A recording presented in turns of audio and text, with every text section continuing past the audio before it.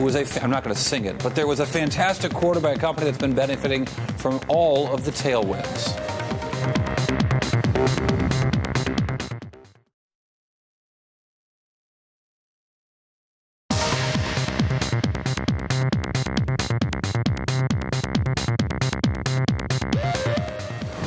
All right, now to Smartphone Watch. Our look at how some intelligent wireless devices are transforming the life of consumers and businesses.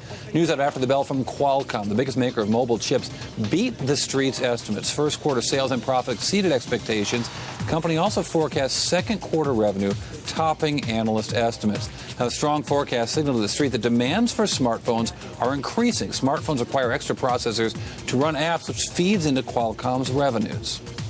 And a different story at the new spin-off known as Motorola Mobility. The mobile phone maker forecasts a loss for the first quarter as its Asian rivals boost shipments and Apple continues to increase sales of the iPhone around the world.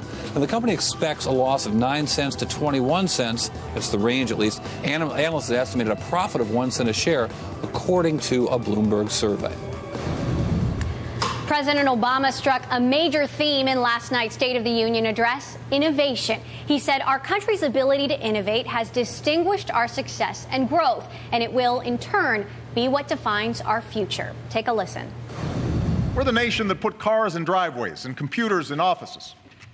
The nation of Edison and the Wright brothers, of Google and Facebook. In America, innovation doesn't just change our lives, it is how we make our living.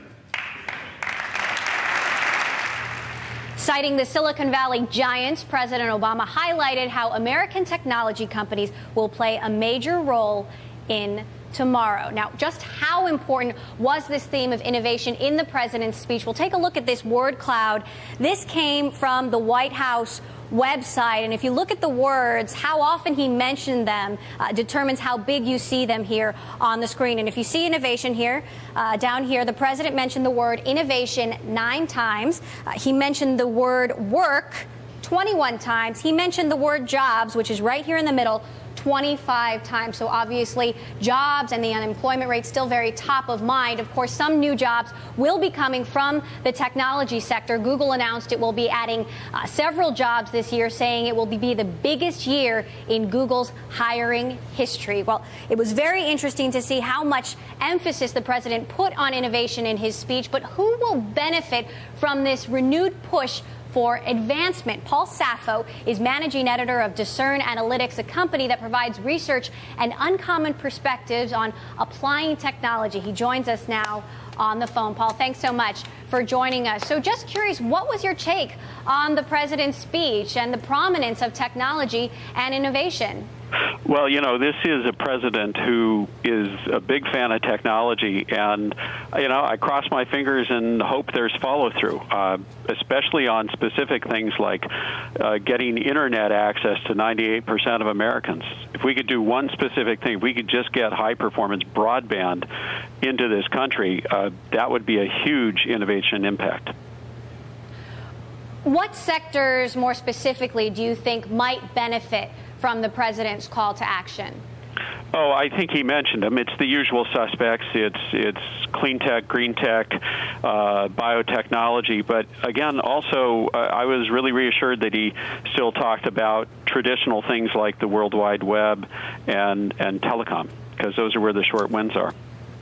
Hey, Paul, there's a lot of talk about the methods of this stimulus, whether it would be grants, which you saw when the president first came into office, or the notion of tax breaks to encourage business. What is the effectiveness that we know of tax breaks given to certain industries, such as solar and so on, to encourage that kind of development? Well, you know, the problem with tax breaks is for innovation to flourish, you need clear policy, and it needs to last over a long time. The solar photovoltaic business and the wind business have suffered for decades because, you know, things would blow hot and cold, hot and cold. So really what we need more than anything else, whether it's tax breaks or grants, it needs to be consistent and it needs to be long term. I love the notion of wind turbines blowing hot and cold. That was a good metaphor. Forgive me. But let me ask you, though, is there a notion of an emphasis within the entire spectrum of clean tech, whether it's fuel cells, solar, wind? Do we know where this is going to go based on the president's emphasis in the recent past? I don't think there's a clear message there. It's, photovoltaics got a lot of attention, and frankly, we're a huge risk in this country of losing our photovoltaic startups to Chinese companies. So I hope there's attention there, but I didn't see a clear signal. I mean, really the most specific thing he said about anything was pushing Internet access out. Speaking of China, Paul, how much does the technology sector still create jobs in this country with a lot of the outsourcing that has gone to China in this industry? Well, it still creates, Americans have a funny habit of inventing an industry, and as it matures, letting it move abroad while we move on to the next new thing. We got to stop doing as much of that. But, and we're doing, right now we're busy outsourcing and offshoring all of our clean and green tech. It's still, however, been said in a State of the Union address. I was driving in the car listening to it last night, and I couldn't believe it. I thought I was really talking to our program. But I was thinking, we got to get this guy on, this Obama guy. He talks Bloomberg West talking points quite well. He sounds sales. like our biggest supporter. We'll need all we can get. All right, Corey, now it's time for your daily quiz. I know this is your favorite part of the day. Stump the chump. Bring it on. Really?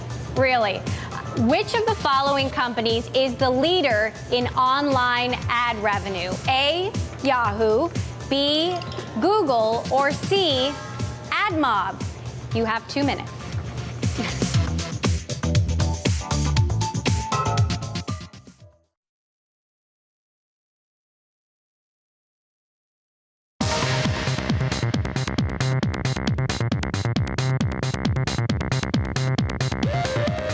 This is Bloomberg West. I'm Emily Chang. All right, before we went to break, I posed the following question to my partner in crime, Mr. Corey Johnson.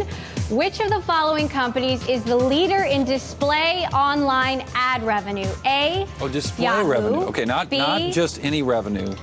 Display online ad revenue. Okay. All right, let her rip. What do you got? B, Google, and C, AdMob. Corey? It's, display and revenue. Display, all ad revenue is Google, but display, it's Yahoo still. For now. That's right. Display is still Yahoo's cash cow, though they have, in the last quarter, they slightly lost some market share in display. I believe they dropped from 16.2% to 16%. So, certainly still fighting for those ad dollars. The dogs are biting. They're on their heels and they're biting. They're nipping. The dogs are biting. Well, it used to be Yahoo versus Google. Now the fight for online ad dollars has become Yahoo versus Google, Facebook, Twitter, and more. All of them developing new strategies to offer new opportunities to advertisers. Joining us now to talk about what's becoming a land grab, or rather an ad grab for advertisers' attention, is Arjun Devarora, CEO and founder of Retargeter, a company that helps brands maximize the effectiveness of their online ads. So what are you seeing? Where do companies, where do brands want to spend their money? I think brands want to spend their money ultimately with the places where they can find their target audiences. So really it's about finding locations, sites, and networks where they can put ads in front of the people that they really need to be in front of. How big of a shift are you seeing in the ad dollars that are going to Facebook? Because isn't that... Apple plans to open 25 more stores in China over the next 2 years. All right, those are not apples. Those are Danjiao pears, in case you're wondering. Now, earlier on Taking Stock, our Pim Fox caught up with the president of Seamless Web, one of the nation's leading online food ordering services. We've got nearly 6,000 restaurants available for online ordering. We're in